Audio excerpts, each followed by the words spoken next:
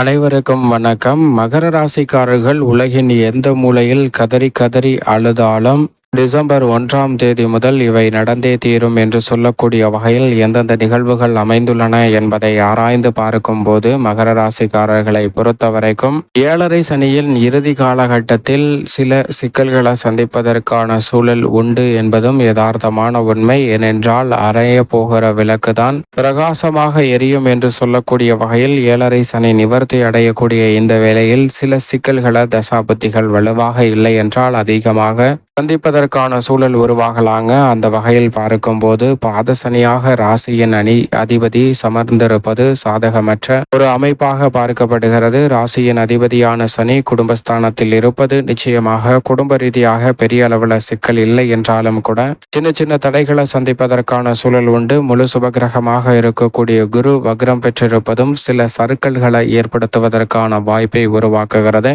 அது மட்டுமல்லாது லாபஸ்தானத்தில் முற்பகுதியில் உஷ்ணகிரகமான சூரியனும் புதனும் சஞ்சரிக்கும் போது பிற்பகுதியில் விரயஸ்தானத்திற்குள் நுழைகின்றன. இரு கிரகநிலைகளும் விரயஸ்தானத்திற்குள் நுழையக்கூடிய இந்த வேளையில் மகர ராசிக்காரர்கள் உலகின் எந்த மூலையில் கதறி கதறி அழுதாலும் வீண் விரய செலவுகளை தவிர்க்க முடியாத சூழல் இந்த தருணத்தில் அதீதமாக உண்டு என்பதை திட்டவட்டமாக உஷ்ணகிரகமாக இருக்கக்கூடிய சூரியனும் வித்யாகரகரான இருக்கக்கூடிய புதனும் உறுதிப்படுத்துகின்றன. அதோடு மட்டுமல்லாது ராசியின் உச்ச அதிபதியான செவ்வாய் சப்தமத்தில் வக்ரம் பெறுவதும் சாதகமற்ற அமைப்பாக பார்க்கப்படுகிறது. இந்த மாதத்தின் துவக்கத்தில் விரயத்தில் நிலை கொண்டிருக்கக்கூடிய சுக்கிரன் ஜென்மத்திற்குள் நுழைகிறார். அதுவும் சற்று சாதகமற்ற ஒரு சூழலாக தான் உருவாகிறது. ஆனால் அதே வேளையில் சந்திரன் 12 இடங்களிலும் மாறி மாறி சஞ்சரிப்பதால் ஜென்மம் அஷ்டமத்தில் சஞ்சரிக்கும் போது சில தடைகள் ஏற்படலாம். மற்ற தருணங்களில் நல்ல மாற்றத்திற்கு வழிவகை செய்வதற்கான நல்ல வாய்ப்பையும் வழியில் முன்னேற்றத்தை உருவாக்கக்கூடிய சந்தர்ப்பத்தையும் ஏற்படுத்தி கொடுப்பதற்கான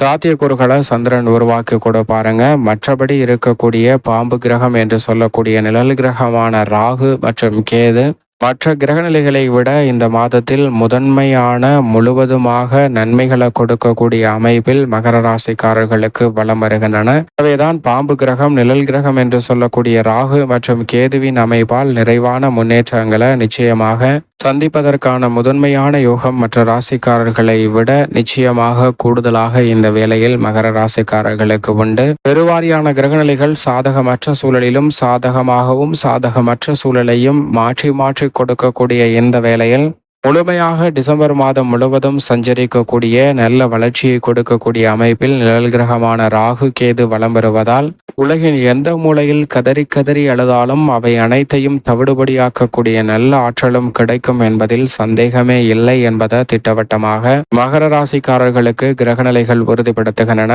அதோடு மட்டுமல்லாது முழு சுபகிரகமாக இருக்கக்கூடிய குரு பஞ்சமத்தில் இருப்பது நன்மை நிறைவாக கொடுக்கக்கூடிய ஒரு முழுமையான அமைப்பாக பார்க்கப்படுதுங்க. பொதுவாக குரு பகவானை வக்ர இயக்கங்கள் அதிசார இயக்கங்கள் பெரிய அளவில் பாதிக்காது என்றாலும் கூட சற்று அதிக கவனத்துடனும் விழிப்புணர்வுடனும் செயல்பட்டாக வேண்டும் என்பதுதான் யதார்த்தமான உண்மையாக பார்க்கப்படுகிறது. ஏனென்றால் மகர ராசிக்காரர்கள் திட்டமிடக்கூடிய பணிகளில் சில மந்தமான சூழ்நிலைகள் உருவாகுவதற்கு மிக முக்கிய காரணமாக பார்க்கப்படுகிறாருங்க குரு பகவான். ஏனென்றால் இந்த வேளையில் அவர் முழு சுபகிரகமாக சஞ்சரிக்கக்கூடிய வேளையில் வக்ரம் பெற்று ஜென்மராசியை பார்க்கிறாருங்க. எனவே உலகின் எந்த மூலையில் இருந்தாலும் சற்று கூடுதல் கவனம் நிச்சயமாக தேவை. ஏனென்றால் உஷ்ணகிரகமாக இருக்கக்கூடிய சூரியனும் புதனும் லாபஸ்தானத்தை பிற்பகுதியில் முழுமையாக அலங்கரிக்கின்றனர். ஆனால் பிற்பகுதியில் விரயஸ்தானத்தை வலுப்படுத்துவதால் வீண் விரய செலவுகளை அதீதமாக எதிர்கொள்ள வேண்டிய சூழல் உருவாகிறது.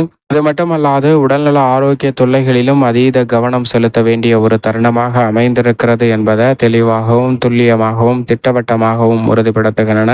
எனவே இந்த வேளையில் அதீத கவனத்துடனும் விழிப்புணர்வுடனும் மற்ற ராசிக்காரர்களை விட சற்று கூடுதலாக நிச்சயம் மகர ராசிக்காரர்கள் செயல்பட்டாக வேண்டும் என்பதுதான் யதார்த்தமான உண்மை. ஏனென்றால் ராசியின் உச்ச அதிபதியாக இருக்கக்கூடிய செவ்வாயும் சப்தமத்தில் அமர்ந்து அங்கு வக்ரம் பெற்றிருக்கிறாருங்க. இதனால் கொடுக்கல் வாங்கலில் உலகின் எந்த மூலையில் இருந்தாலும் சில பிரச்சனைகளை சந்திப்பதற்கான வாய்ப்பு உள்ளது. தொழில் மாற்றம் வீடு மாற்றம் என எதிர்பாராத சில மாற்றங்களை சந்திப்பதற்கான சூழலும் உருவாகிறது என்பதை ராசியின் உச்ச அதிபதியான செவ்வாய் திட்டவட்டமாக உறுதிப்படுத்துகிறாருங்க. எனவே எந்த பணியாக இருந்தாலும் அவற்றை பொறுமையுடன் மேற்கொள்ள வேண்டிய ஒரு தருணமாக தான் பார்க்கப்படுகிறது. அவசரம் காட்ட வேண்டாம். நிதானத்துடனும் பொறுமையுடனும் செயல்பட்டால் நிச்சயமாக பல சிரமங்களை தவிர்ப்பதற்கான நல்ல வாய்ப்பு மகர ராசிக்காரர்களுக்கு கிடைக்கும் என்பதில் சந்தேகமே இல்லை. மேலும் இந்த வேளையில் சுக்கிரனை பொறுத்த வரைக்கும் ஜென்ம ராசிக்குள் நுழைகிறாருங்க. சுக்கிரன் விரயத்தில் இருப்பதை விட ஜென்ம ராசிக்குள் வருவதால் சில வீண் விரய செலவுகள் கட்டுக்குள் வரும். எதிர்பாராத புதிய வாய்ப்புகள் நிறைவாக கிடைப்பதற்கான சாத்தியக்கூறுகள் உண்டு. எண்ணங்கள் நிறைவேறக்கூடிய வகையில் பொருளாதாரத்தில் ஏற்படக்கூடிய பல சிக்கல்கள் கடினமாக இருந்தாலும் கூட சற்று அவற்றை குறைத்து நல்ல நிலைக்கு மாற்றுவதற்கான வாய்ப்பை நிச்சயமாக சுக்கிரன் ஏற்படுத்தி கொடுக்க போகிறார். அதையே பெரும்பாலும் சந்திரனும் உறுதிப்படுத்துகிறாருங்க. சந்திரனும் அஷ்டமம் ஜென்மத்தை தவிர மற்ற இடங்களில் நல்ல முன்னேற்ற வாய்ப்புகளை நிறைவாக மகர ராசிக்காரர்களுக்கு கொடுப்பதால் பல்வேறு வகையான காரிய தடைகள் சிக்கல்கள் சிரமங்கள் அகன்று தங்களுடைய வாழ்வில் சிறப்பான முன்னேற்ற வாய்ப்புகளை பெறுவதற்கான முதன்மையான யோகமும் கிடைக்கிறது. இவை அனைத்தையும் தாண்டி நிழல் கிரகம் பாம்பு கிரகம் என்று சொல்லக்கூடிய ராகு கேது வலுவாக தைரியஸ்தானம் மற்றும் பாகியஸ்தானத்தில் அமர்ந்திருப்பதால் துணிச்சலுடனும் தைரியத்துடனும் எப்பேற்பட்ட பிரச்சனைகள் வந்தாலும் அவற்றை எதிர்கொள்ளக்கூடிய வலுவான மனதிடம் கிடைக்கிறதுங்க.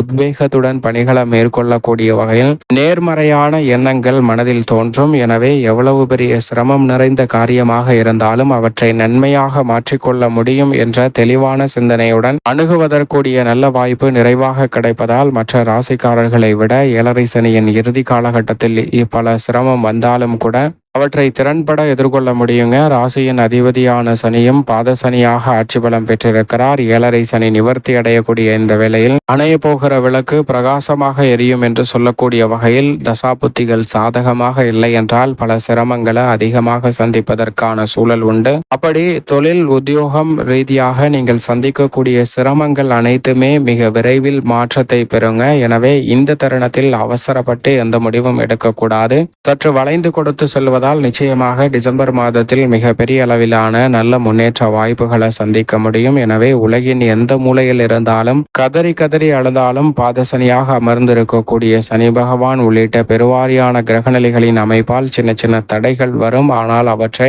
பொறுமையுடனும் நிதானத்துடனும் எதிர்கொண்டால் மட்டும்தான் நல்ல பலன் கிடைப்பதற்கான வாய்ப்பு உள்ளது என்பதுதான் யதார்த்தமான உண்மை. அவசரம் காட்ட வேண்டாம். பொறுமையுடன் நிதானத்துடன் செயல்பட்டால் நல்ல மாறுதல் நிச்சயமாக நிறைவாக கிடைப்பதற்கான யோகம் உங்களை தேடி வரும் என்பதில் சந்தேகமே இல்லை.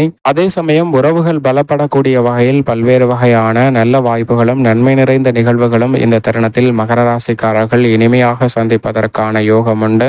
திட்டமிட்ட பல காரியங்கள்ல அலைச்சல் அதிகரித்தாலும் கூட அவற்றை வெற்றிகரமாக செய்து முடித்து அவற்றின் பலனை நிறைவாக பெறக்கூடிய இனிமையான தருணமாகவும் அமைய போகிறது என்பதில் சந்தேகமே இல்லை. மேலும் இந்த தருணத்தை சாதகமாக மாற்றிக்கொள்ள நிச்சயமாக மகர ராசிக்காரர்கள் வாரத்தில் ஏதேனும் ஒரு நாள் விரதம் இருந்து அருகாமையில் உள்ள ஆலயம் சென்று தீபம் ஏற்றி வழிபாடு செய்யுங்கள். மேலும் நவகிரக சன்னதியை வலம் வந்து வழிபாடு செய்யுங்கள். தங்களுடைய வாழ்வில் ஏற்படக்கூடிய எப்பேற்பட்ட பிரச்சனையாக இருந்தாலும் விலகும். நல்ல முன்னேற்றம் நிறைவாக கிடைக்கக்கூடிய யோகம் மகர ராசிக்காரர்களுக்கு நிச்சயம் கிடைக்கும்.